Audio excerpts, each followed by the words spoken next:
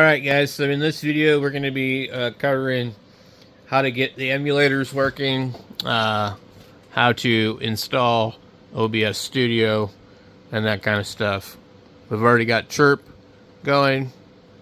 We're installing FLATHUB so that we can get the FLATHUB packages. When you get done, they'll be over here. It'll be like that. And if you install OBS from anything else, you won't be able to get the vertical plugin to work properly. You have to use FLATHUB. So, stay tuned for the video. Thanks for watching. Don't forget to like and subscribe. We'll be doing more videos like this soon. This is the new 25.04, I think it is. Something Penguin. So what I'm doing is I want the FLATHUB. I know some people don't like it, but I want the FLATHUB. I'm using this new version of Linux. And we're going to get in here. And I'm going to click, I just typed in FLATHUB, I'm going to click Setup, and it shows the different ones. Let's see, what do we got here? Ubuntu, Debian, Chrome OS, Fedora, Arch, Linux Mint, OpenSUSE, Manjaro, Endless OS, Alt Linux, Red Hat, Rocky, CentOS, Alma, Gentoo, Kubuntu, Solus, Alpine, Magia, Open Mandrivia LX, Pop OS, Elementary, Raspberry Pi, Clear Linux, Void, NixOS, PureOS, Pardus, Deepin, Zorin, MX, Pisces, Endeavor, KDE Neon, GNU, Crystal Linux, Vanilla OS, and Salix. So that's pretty cool. It's already included in MX Linux. And let's see, maybe Zorin, and then I think Anti-X also. I don't see Anti-X listed here. But what we're trying to do is mostly stick to the big distributions and add what we need to it. So this is Ubuntu. We're going to go and copy this and go into our terminal. We come over here, and there we go. Boom. The more I use Linux, the more I use the terminal. I'd rather not, but it is what it is. Okay. Alright. Once that's done, you need to install the GNOME software Flatpak plugin, I guess. I don't know if you have to, but let's just go ahead and do it. And paste. And starts doing all this fun stuff. Click yes. Waiting for headers, it says. I don't know if we're using GNOME. Yeah. I don't think this is KDE. Nope, GNOME. Yep. Okay. Once that's done, it says there's a note, Ubuntu distribution GNOME software as a snap version in 2024 and replaced it with the App Center in 2023. With supporting Flatpak apps, installing Flatpak plugin will also install a dev version of the GNOME software, resulting in 2 software apps being installed at the same time on Ubuntu, blah, blah, blah. You add the Flatpak hub repository, click this, go back to our terminal, paste. Okay, it wants the password again. Okay. It says a note for directories are not in search path set by XDC and environment variables, so applications installed by Flatpak may not appear on your desktop until a session is restarted. Okay. And then it says restart. Okay, cool. Alright, let's go ahead and do that. Hopefully this is like super simple and easy. And once we do this, then we should be able to get both Chirp and also OBS Studio up and running in less than 1 hour. Hopefully. That's the goal. Okay. That is what I want to try and do.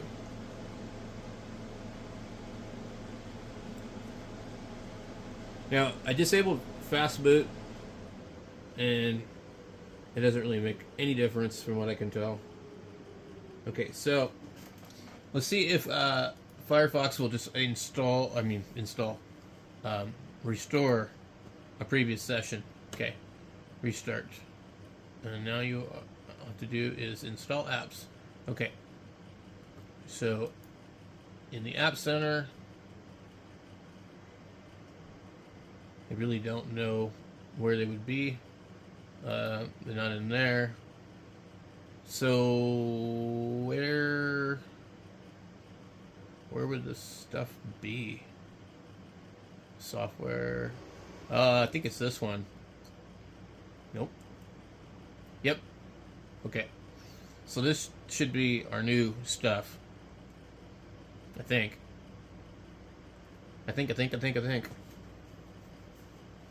Alright. Waiting.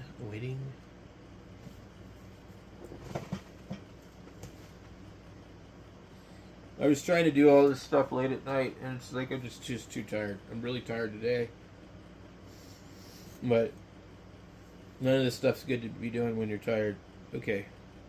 So I don't know if this is FLATHUB or not. We need to just do a search, and we'll do OBS. And once we do that, we should be able to tell. It says FLATHUB. We're good to go. And there'll be some add-ons. So once we do that, we can do these add-ons. And that will include a lot of stuff. But the biggest thing is the vertical canvas is what it's called in there. So this is pretty cool. I had no idea about any of this stuff. And you know what sucks? You'll learn all this stuff, and 20 years from now, it'll be all absolutely obsolete and invalid. I remember working with Ubuntu in 2004 or 2005, and Arc Linux, which isn't around, I don't think, really anymore. Mandrivia and Mandrake and some other ones.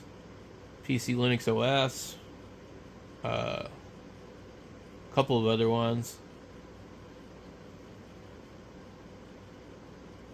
But anyway, yeah, it's interesting how things change. This is taking a while, so we'll come back when it's doing something. Alright, so this is installing 98%. Another thing I need to do here too, since I've been having problems with Windows, is I need to get my music configured in here. I have a hard drive separate. Okay, we need to come in here and I would like to find the plugin for the it's like a fake green screen. So here's the vertical canvas right here. We need that. Let's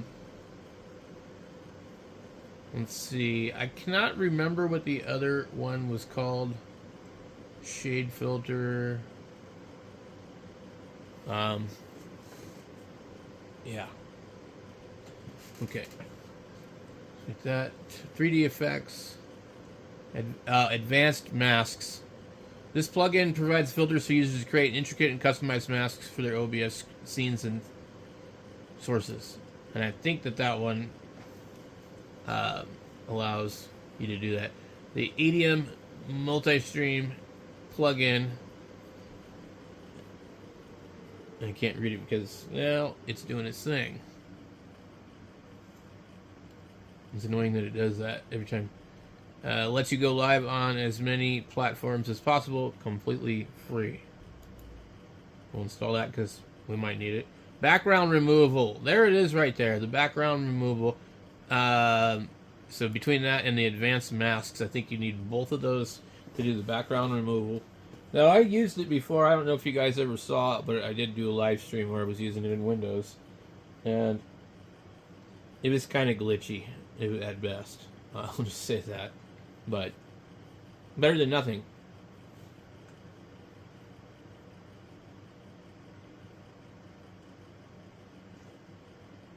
Alright, I think it's done. No, guess I thought wrong. Alright. I see it right here. Click. Oh, there's a vertical plugin. Okay, so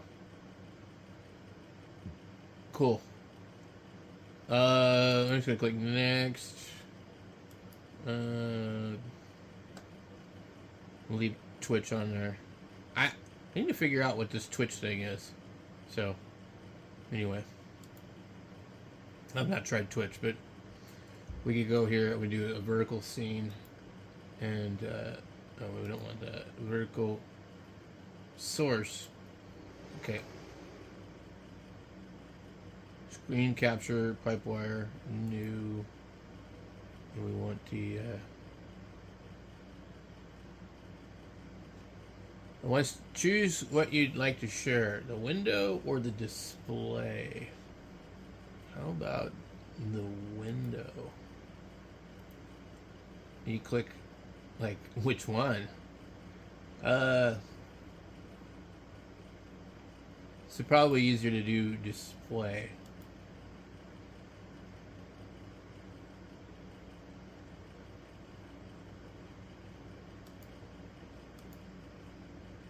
Okay, we'll just click that. And that's our screen. Click OK. And we can just move it around however we want. So if I was like streaming like I do normally, I would move this probably down here. And then let's say I want to share my ham clock. I've got a cable over here. If I can find it. And I'm not sure if this is just going to work really easily or not, but I've just plugged in the USB for the ham clock, and we're going to add a vertical source, and we're going to go video capture device, new, allow, device, USB, video, and that's it right there when it's not connected to the Pi. Okay, there we go. So there is my ham clock, and we're going to click, I don't know what that is. Okay. We're going to click OK, and then we can move this wherever we want. We pull this one down. What I usually just try and do is drag this till it fills the screen up there, and then just leave it alone. And then this one here, I will need to shrink it down to whatever size it needs to be. And I can kind of move it here and put it in the center. So that's how I set up OBS. And then to start streaming, I would click Start Virtual Camera. I'd come up here and click that, and as long as I had all my other stuff set up, we'd be good to go. And running OBS is another real pain in the butt, even on Windows. So it takes a while to figure it out. But anyway, let's see what else could we try to get working on here. Probably SDR Connect with the SDR Play, maybe SDR Console or any other type of thing that they might have available. But for now, this is good enough, and we'll just go ahead and close this out, and I'll look for some other stuff. Also, I want to run the emulator on here, so let me take a look for the mgba, which is a really nice emulator, by the way, for Game Boy Advance. We'll go ahead and install that. And I can show you how to get that running with an Xbox 360 controller or a Logitech F310. I'm not going to tell you where to find the ROMs. You know how to do that. Just look up Game Boy ROMs, and there is a few sites out there. I would highly suggest probably getting those and obtaining them before they become unobtainable. Save them. Keep them somewhere. Let me go grab a ROM real quick. Alright, we're going to come in here and open this. We didn't see that. File. I'm going to click load the ROM. It downloads. We I'm gonna go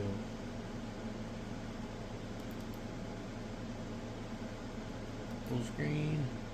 Full screen does not look good usually on these. You got to remember these were supposed to be for a really small device. Okay.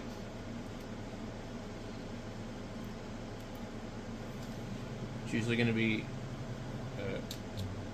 X or Enter. Let's see here. I can't hear anything.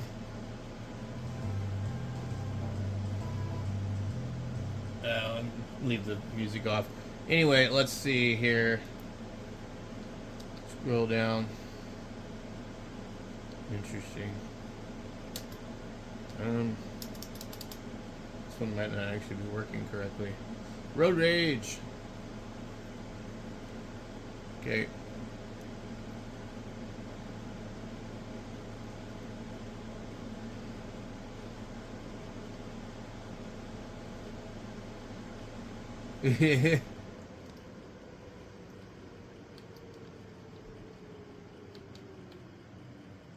This is funny.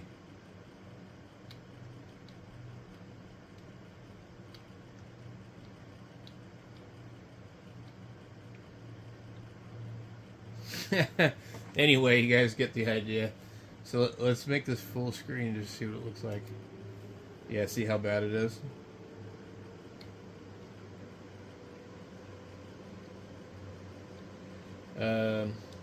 I don't know how to back it up. Okay, Z backs it up.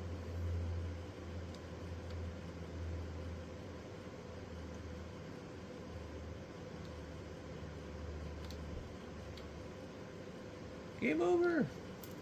Anyway, so that works, and all we need to do, if we wanted to, we just go into Tools and Settings, and you go into here to Controllers, and you click Set All, and configure your controller, and you'd be good to go.